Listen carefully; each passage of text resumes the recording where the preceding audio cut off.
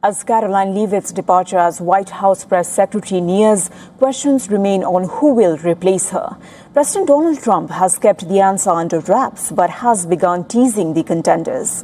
At a rally in South Carolina, Trump called Leavitt on stage. He praised her work and also joked about why she is leaving the job. Her name is Karoline, and she's our press secretary, and she just had a baby. And I just learned she loves the baby more than she loves Donald Trump, and I'm very angry with her. Where is Karoline? Karoline Leavitt is leaving the White House at the end of August. She recently gave birth to her second child. She says she wants to spend more time with her family, but Trump says he has no shortage of people wanting her job. I have never had so many job applications in my life. Yes, sir. They all want that job. They love that job. Trump also says she has made the job more attractive. He also dropped a few names. One is Scott Jennings. He is a CNN commentator and a vocal supporter of Trump. Another name is Margot Martin. She is a longtime Trump communications aide. Trump also teased reporters about the possibility of other candidates, but he has not made a final decision. John here, pull up a chair, we're going deep. Karoline Leavitt's departure has sparked wild speculation, firing, betrayal, rupture, but the verified story is far less dramatic and more straightforward. Most of the theories are based on nothing verifiable. The actual facts are worth looking at before jumping to conclusions. She's not getting fired. She's not throwing Trump under the bus. She's not turning her back on the administration or the movement she's been so closely associated with. She's leaving the White House to go work directly for a pro-Trump super PAC. This is wild, but not for the reasons a lot of viral headlines are going to try to tell you. Think about how these stories usually spread online. Somebody sees White House press secretary leaving and immediately jumps to the most dramatic possible explanation. You? Say for you? Scott Jennings, sir. Scott Jennings is good? That one right there. My friend from Iowa. But I don't know, maybe she doesn't want it. I don't know, maybe Margot. What do you think of Margot? Maybe Margot. Let's see, who do we have in this group? I will tell you this, and Karoline will tell you this. I have never had so many job applications in my life. Yes, sir. They all want that job. They love that job. She's made that job very glamorous. Leavitt has been Trump's press secretary since the start of his second term. Just at the age of 28, she became the youngest White House press secretary in U.S. history. She has been a key voice for the Trump administration. She has also rarely shied away from confronting reporters at the White House briefing room. Trump says he will miss her, but Leavitt is not leaving his political circle. She is expected to return to MAGA Inc., a Trump-aligned super PAC. Because dramatic explanations get clicks. They get shares, they get views, they get engagement. A staffer quietly deciding to spend more time with her kids doesn't generate nearly as much online buzz as Trump's press secretary quits in shocking betrayal, or fired in disgrace, or turns on the president in stunning move. So the incentive structure of viral content almost guarantees you're going to see exaggerated, misleading versions of this story circulating widely. Way more than the actual verified, honestly pretty ordinary explanation. Let's lay out exactly what happened based on real, verified reporting that we can actually point to and confirm. Leavitt announced she'll be leaving her post as White House press secretary. And her explanation wasn't political drama. It wasn't some veiled criticism of the administration or a sign of internal conflict.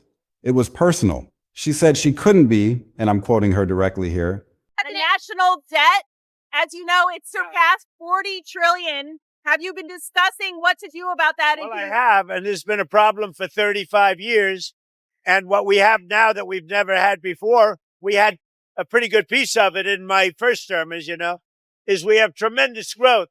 And the way you take care of debt is with growth. And we have tremendous growth. We've never had growth like we have right now. The growth will take care of that very easily. With economic By the way, are we going to miss Karoline? I'm going to miss her. Let me have that. Yes, so here are some headlines of Karoline. I got to stand next to her. I feel so good with her. These are incredible headlines that just came out over the last 24 hours. It's probably easier if I show them to you than reading them. But basically, The biggest refunds ever given on taxes. That's big. Trump bump. Tax refunds jumped 17%. The best mom her children deserve, while also giving the press secretary job the constant time, energy, and attention that role demands. Are you kidding me? That's about as ordinary and relatable of an explanation as you're going to get for leaving one of the most high-pressure, high-visibility jobs in all of Washington. She's got young kids, and she made a personal call about how she wants to balance being a mother with an incredibly demanding public role. That's it. That's the actual reason, straight from her own words. And honestly, that kind of decision deserves to be taken seriously, rather than treated as some kind of suspicious cover story requiring a hidden explanation. American tax refunds increased by $43 billion. That's money that the government is giving back to the people. $43 billion. FBI had the biggest violent crime drop in 90 years. These are today's headlines. Trump administration marks 15 straight months with zero border releases as apprehensions flood. So they've never had anything like that. So you had 15 months with zero people going through our borders. I don't even know how that's possible, but they're doing a good job. Maybe you. Maybe you. Scott Jennings, sir. Scott Jennings is good. That one right there. My friend from Iowa.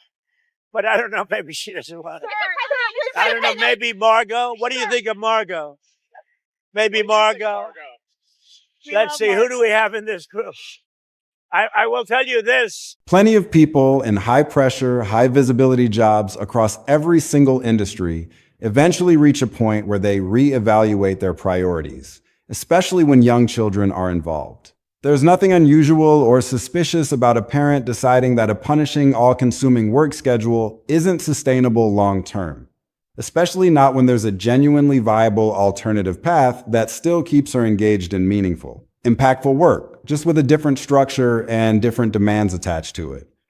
And here's the thing that really shuts down the Trump fired her narrative completely. Trump himself responded publicly, and he wasn't cold or dismissive about it at all.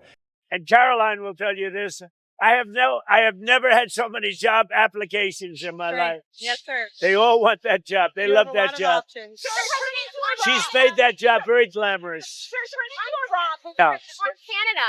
Have you come to a deal there? Pretty or much, I think so. We'll see. I've dealt with the prime minister, have a good relationship.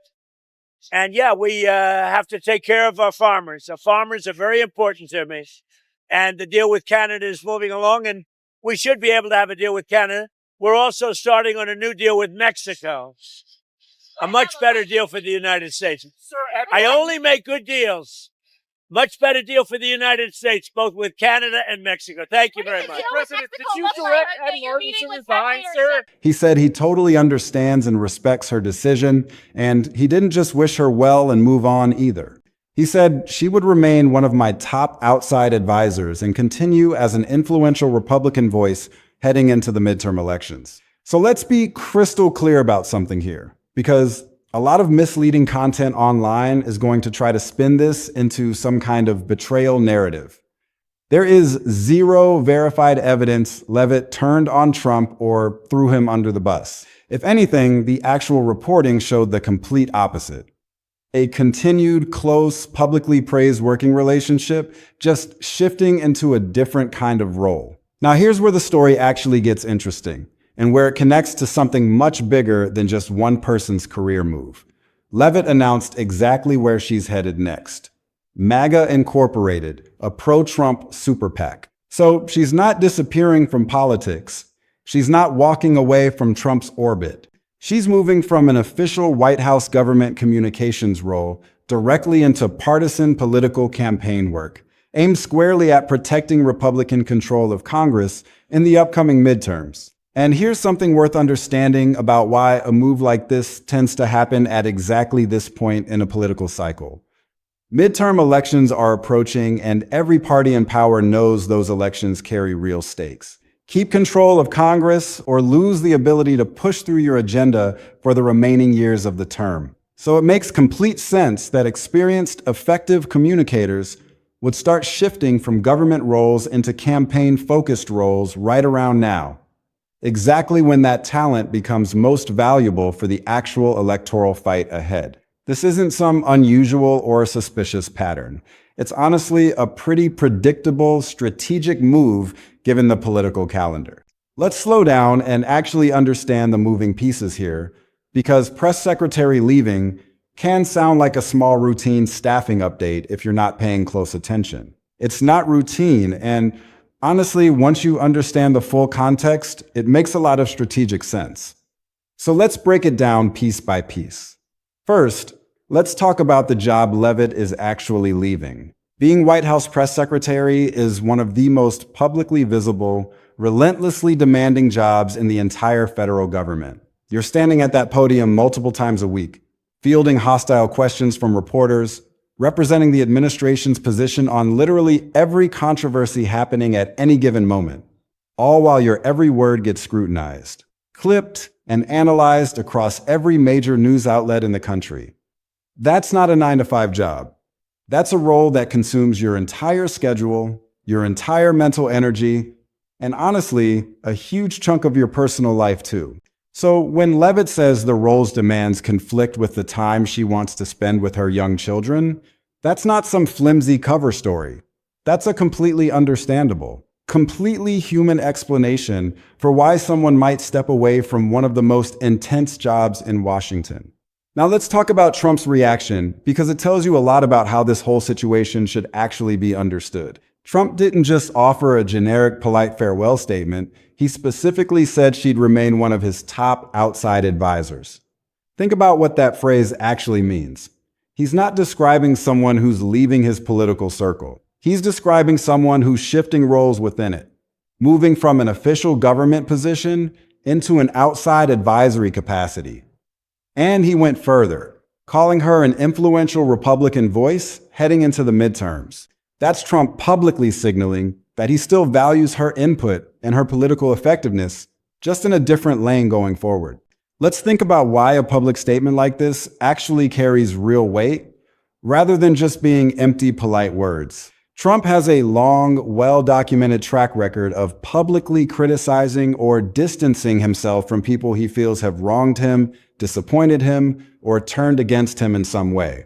That's not exactly a secret about his political style. So the absence of that kind of criticism here, replaced instead with genuine specific praise about her continued value as an advisor, is itself a meaningful signal. If there were real tension or a genuine falling out happening behind the scenes, Trump's public statements would very likely look completely different from what we're actually seeing here. So let's talk about that different lane, MAGA Incorporated.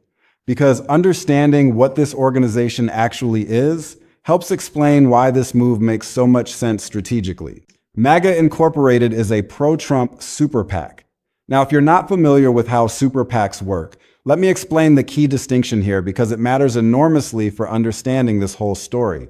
The White House press secretary is a government position funded by taxpayers, bound by rules about political activity conducted from an official government platform. A super PAC, on the other hand, is a political organization that exists specifically to raise and spend money supporting political candidates and causes, completely separate from any official government role. Moving from one to the other isn't a step down and is definitely not a sign of falling out of favor. It's actually a pretty savvy career pivot for someone who wants to stay deeply involved in Trump's political operation, but with fewer of the restrictions that come with an official government communications job.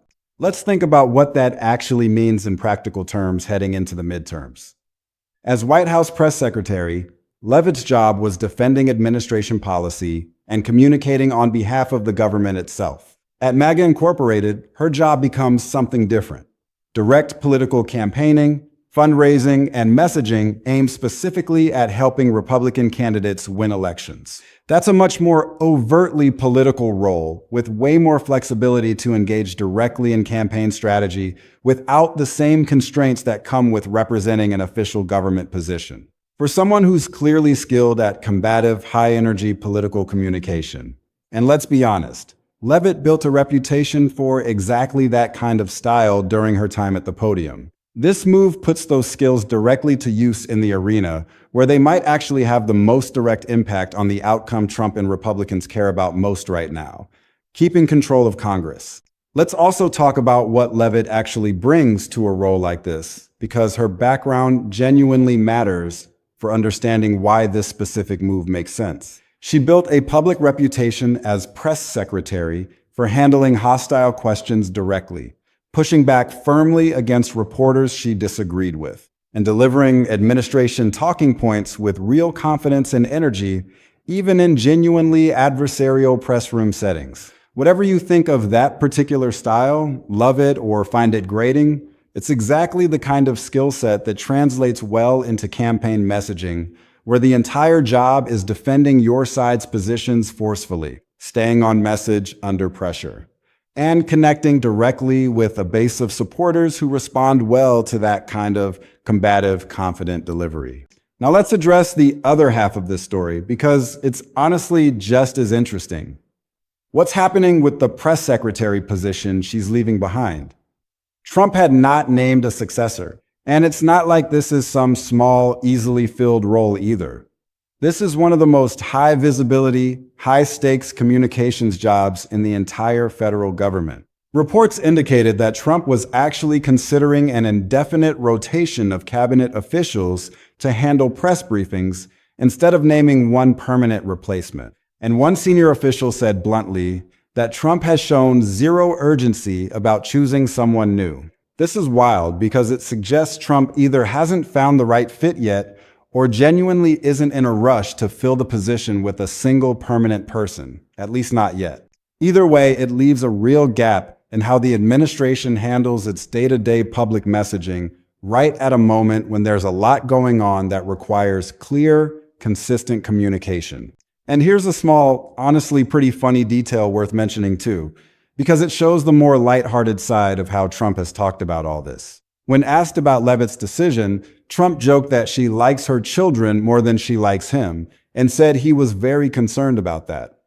Now, we got to be careful here and keep this in the right context. That's clearly a joke delivered in Trump's typical style, not some kind of veiled criticism or evidence of tension between them. Reporting consistently describes it exactly as what it is: a lighthearted comment, not proof of any actual rupture in their relationship. And honestly, that joke tells you something useful about how to read the entire situation correctly. If Trump genuinely felt betrayed or abandoned by Leavitt's decision, that's simply not the kind of comment you'd expect him to make publicly. Jokes like that one require a foundation of genuine warmth and mutual understanding to land the way they're clearly intended to land, as playful banter, rather than an actual accusation. It's the kind of comment you make about someone you're comfortable with, someone whose loyalty you're not actually questioning, not the kind of comment aimed at someone you feel has wronged you politically. Let's break this down into clear pieces, because there's real nuance here that a lot of clickbait headlines are going to completely miss or intentionally distort. First, what actually happened stated plainly. Karoline Leavitt announced she's leaving her post as White House press secretary, citing the demands of balancing the job with raising her young children. Trump publicly praised her decision, called her one of his top outside advisors, and said he respects her choice. She announced she's joining MAGA Inc, a pro-Trump super PAC, where she'll continue working to support Republican candidates heading into the midterms. That's the complete accurate picture. No firing, no falling out, no betrayal. Second, and this is the one worth really hammering home, because it's exactly where misleading headlines are going to try to twist the story. This is not a firing, and it's not evidence of Leavitt turning against Trump. Every piece of verified reporting points the exact opposite direction. Continued loyalty, a planned and mutually respected exit, and an ongoing advisory relationship. So let's break down why headlines claiming otherwise are so misleading. If Leavitt were actually being pushed out or had genuinely broken with Trump, you would expect some sign of tension, a cold statement, silence from Trump, maybe even a public disagreement. None of that exists here. What exists is a warm public statement from Trump, a continued advisory role, and Leavitt actively planning to appear alongside Trump at an upcoming Republican event. That's not the behavior pattern of a political rupture. And it's worth talking about why this particular type of misleading headline works so well on people in the first place. Because understanding that mechanism helps you spot it faster next time. Political departures naturally generate curiosity and speculation. That's just human nature.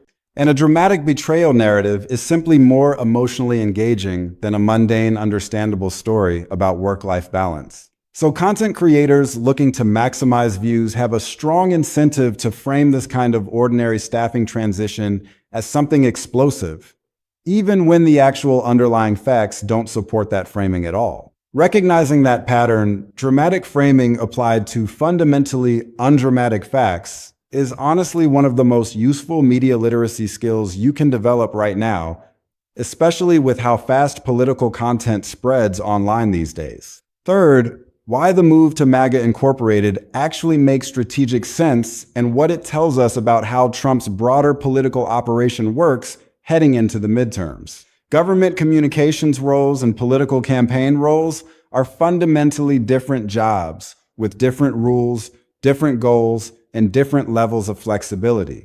By moving into MAGA Incorporated, Leavitt gets to focus entirely on the kind of aggressive, high-energy political messaging she's clearly good at without the restrictions that come with representing an official government position. This move essentially takes a skilled communicator out of a defensive government role and puts her into an offensive campaign role right when Republicans are gearing up for what's likely to be a genuinely competitive midterm election cycle. This also tells us something worth understanding about how modern political operations actually function behind the scenes. There's a natural pipeline that exists between official government communications roles and outside campaign or advocacy organizations. And talented, experienced staffers moving through that pipeline is a completely normal, well-established part of how American politics operates. People spend time in government roles building experience, public recognition, and credibility, then transition into campaign or advocacy roles where they can apply those skills more directly toward electoral outcomes. That's true across party lines and has been true for decades. This specific move is simply the latest example of a pattern that's honestly pretty standard across the political spectrum. Fourth, why the still vacant press secretary position matters and what it could mean going forward. With no successor named and Trump reportedly showing zero urgency about filling the role, the administration may end up relying on a rotation of cabinet officials handling press briefings instead of one consistent, dedicated press secretary. Let's talk about why that actually matters practically.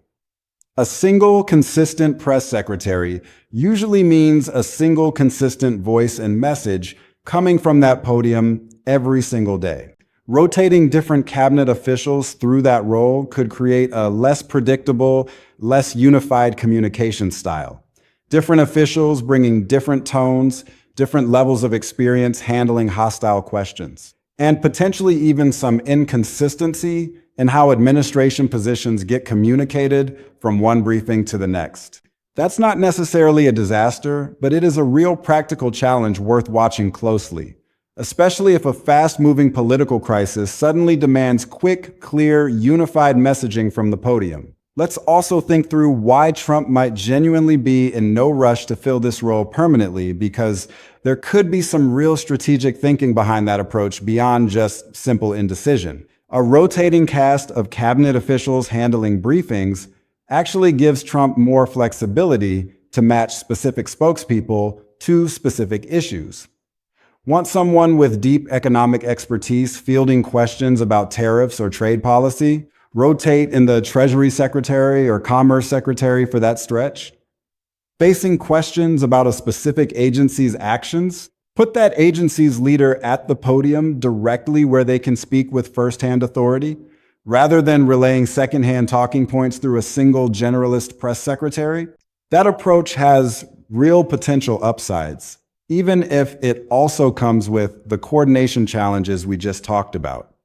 It's also worth remembering that this wouldn't be a completely unprecedented approach either. While a single dedicated press secretary has generally been the norm in modern White Houses, The position itself isn't constitutionally mandated or legally required to be filled by one specific person handling every single briefing. Trump has shown a willingness throughout his political career to restructure traditional roles and processes in ways that break from typical Washington convention. So an extended period without one single permanently named press secretary, while unusual, isn't entirely out of character for how this administration has approached other traditional government structures and norms.